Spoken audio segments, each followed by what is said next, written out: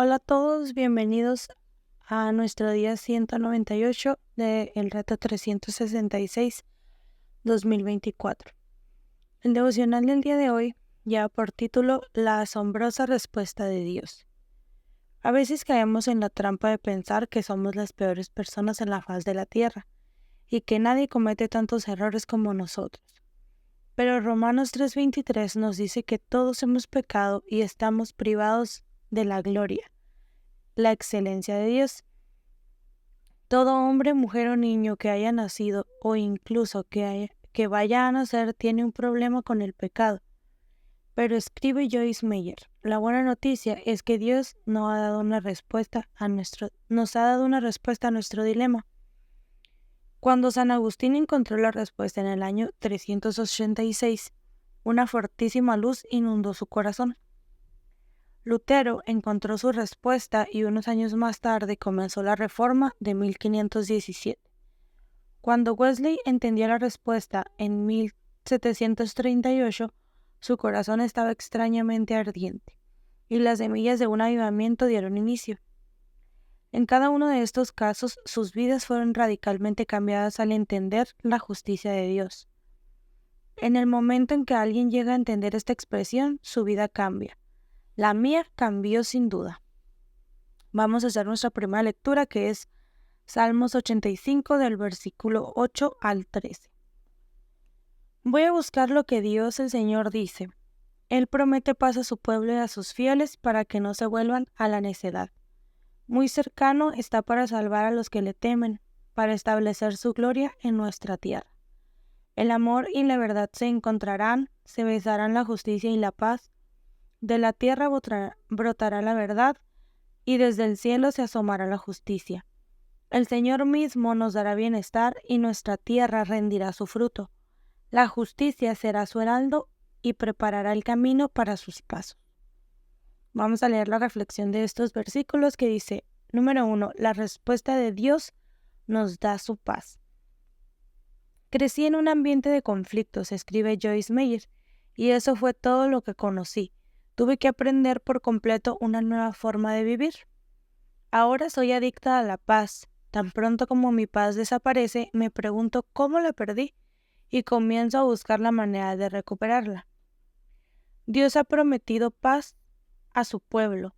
Esto no necesariamente significa una paz externa. Las presiones, las dificultades, las pruebas y las batallas y las ocupaciones no pueden desaparecer. Pero en todo esto, Dios ha prometido darte su paz. Esta paz viene de escuchar lo que Dios el Señor dice.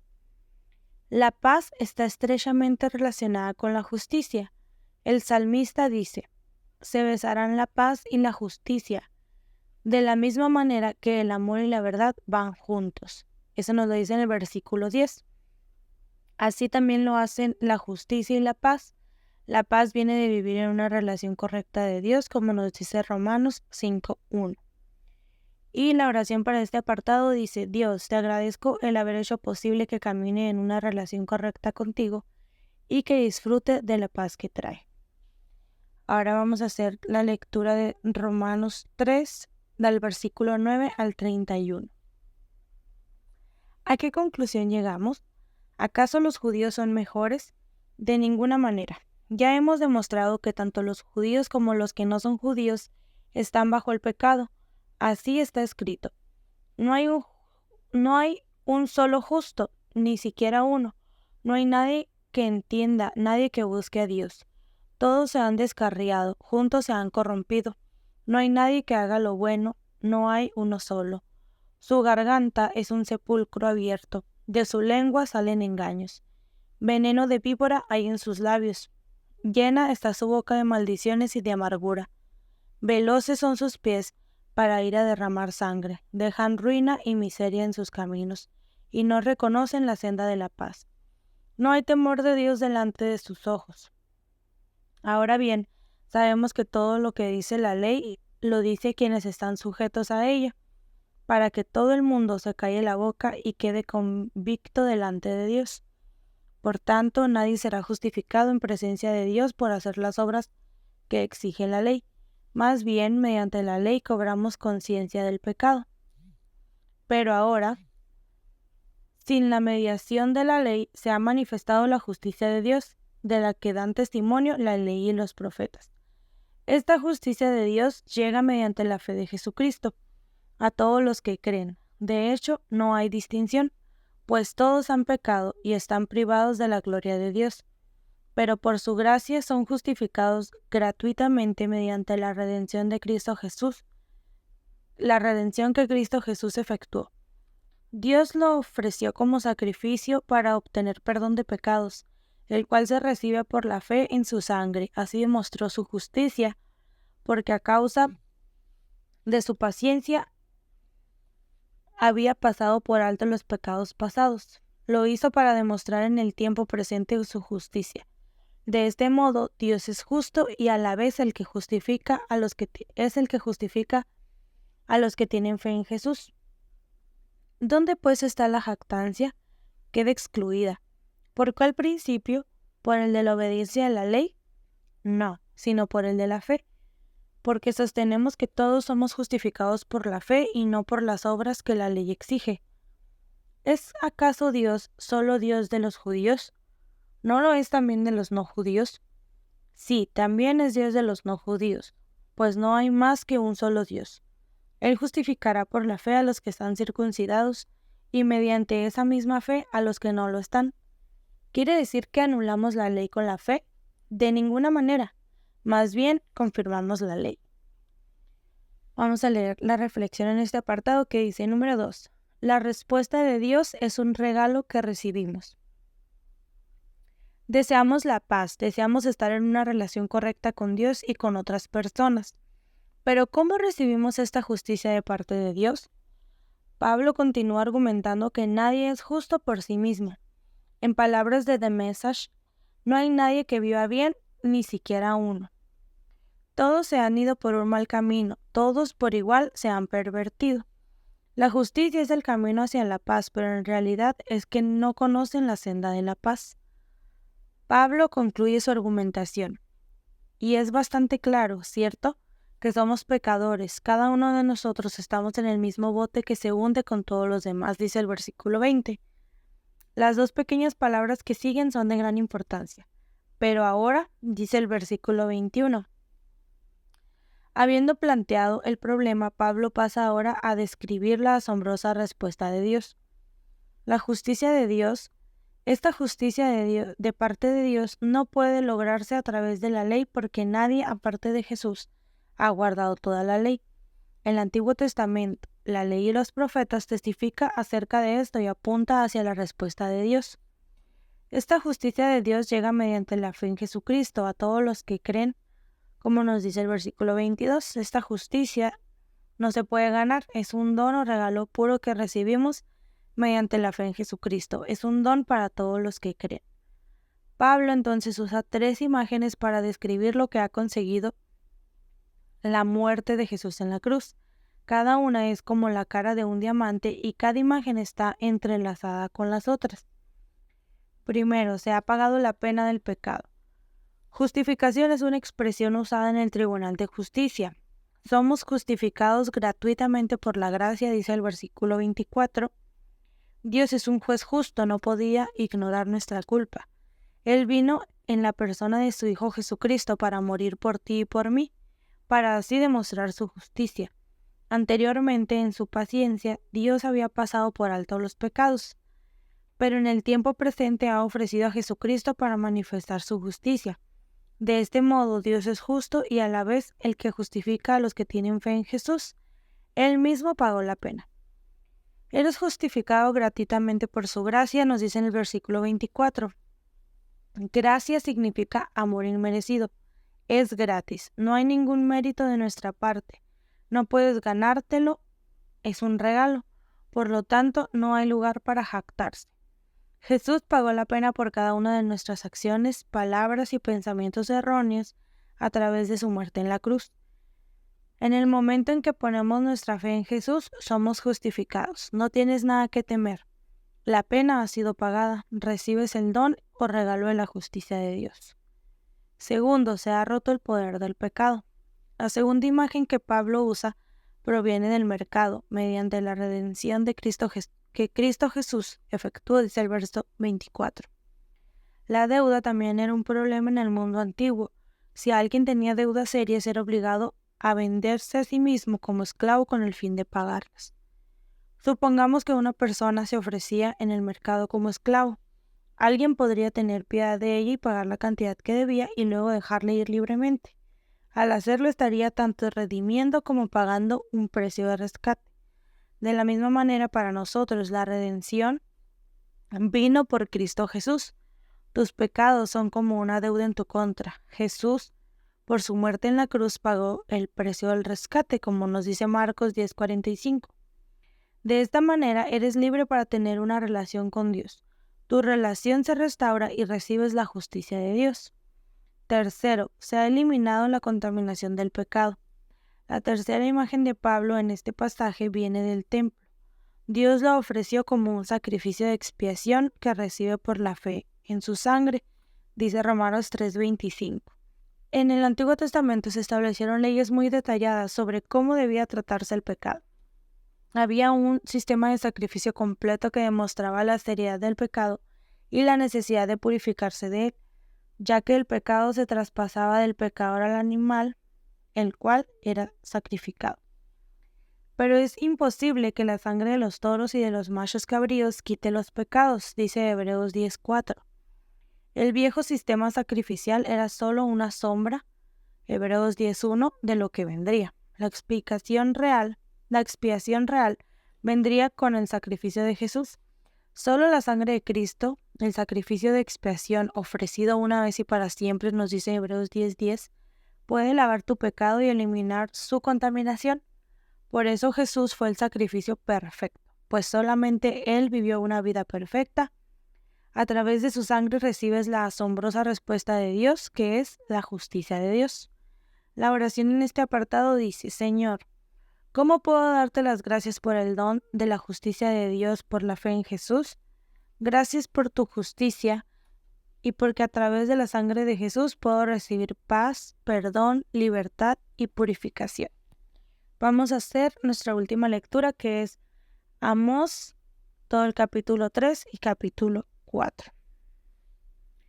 Escuchen, israelitas, esta palabra que el Señor pronuncia contra ustedes, contra toda la familia que saqué de Egipto. Solo a ustedes los he escogido entre todas las familias de la tierra. Por tanto, les haré pagar todas sus perversidades. ¿Pueden dos caminar juntos sin antes ponerse de acuerdo? ¿Ruge el león en la espesura sin tener presa alguna?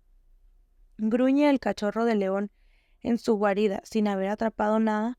¿Cae el pájaro en la trampa si no fue armada? ¿Salta del suelo la trampa sin haber atrapado nada? ¿Se toca la trompeta en la ciudad sin que el pueblo se alarme? ¿Ocurrirá en la ciudad alguna desgracia que el Señor no haya enviado?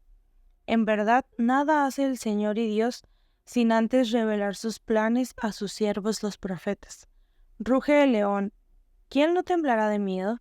Habla el Señor y Dios, ¿quién no profetizará? Proclamen en las fortalezas de Asdod y en las fortalezas de Egipto. Reúnanse sobre los montes de Samaria y vean cuánto desorden hay en ella, cuánta opresión hay en su medio. Los que acumulan en sus fortalezas el fruto de la violencia y del saqueo no saben actuar con rectitud, afirma el Señor. Por lo tanto, así dice el Señor y Dios: un enemigo invadirá tu tierra, echará abajo tu poderío y saqueará tus fortalezas. Así dice el Señor: como un pastor rescata de la boca del león solo 2 huesos de las patas y un pedazo de oreja, así serán rescatados los israelitas que viven en Samaria con un pedazo de cama y la pata de un diván. Oigan esto y testifiquen contra el pueblo de Jacob, afirma el Señor Dios, el Dios de los ejércitos. El día en que haga pagar a Israel sus delitos, destruiré los altares de Betel. Los cuernos del altar serán cortados y caerán por tierra. Derribaré tanto la casa de invierno como la de verano. Serán destruidas las casas adornadas de marfil y serán demolidas muchas mansiones, afirma el Señor. Escuchen esta palabra, vacas de Basán, que viven en el monte de Samaria, que oprimen a los desvalidos y maltratan a los necesitados, que dicen a sus esposos: tráiganlos de beber. El Señor y Dios ha jurado por su santidad, vendrán días en que hasta la última de ustedes será arreada con ganchos y anzuelos. Una tras otra saldrán por las brechas del muro y hacia Armón serán expulsadas, afirma el Señor. Vayan a Betel y pequen, vayan a Gilgal y pequen mucho más. Ofrezcan sus sacrificios por la mañana y al tercer día sus diezmos. Quemen pan leudado como ofrenda de gratitud y proclamen ofrendas voluntarias. Háganlo saber a todos, israelitas, eso es lo que a ustedes les encanta, afirma el Señor y Dios. Yo les hice pasar hambre en todas sus ciudades y los privé de pan en todos sus poblados. Con todo, ustedes no se volvieron a mí, afirma el Señor. Yo les retuve la lluvia cuando aún faltaban 3 meses para la cosecha. En una ciudad hacía llover, pero en otra no. Una parcela recibía lluvia, mientras que otras no, y se secó. Vagando de ciudad en ciudad iba la gente en busca de agua, pero no calmaba su sed. Con todo, ustedes no se volvieron a mí, afirma el Señor. Castigué sus campos con plagas y pestes, las langostas devoró sus huertos y viñedos, sus higueras y olivares. Con todo, ustedes no se volvieron a mí, afirma el Señor.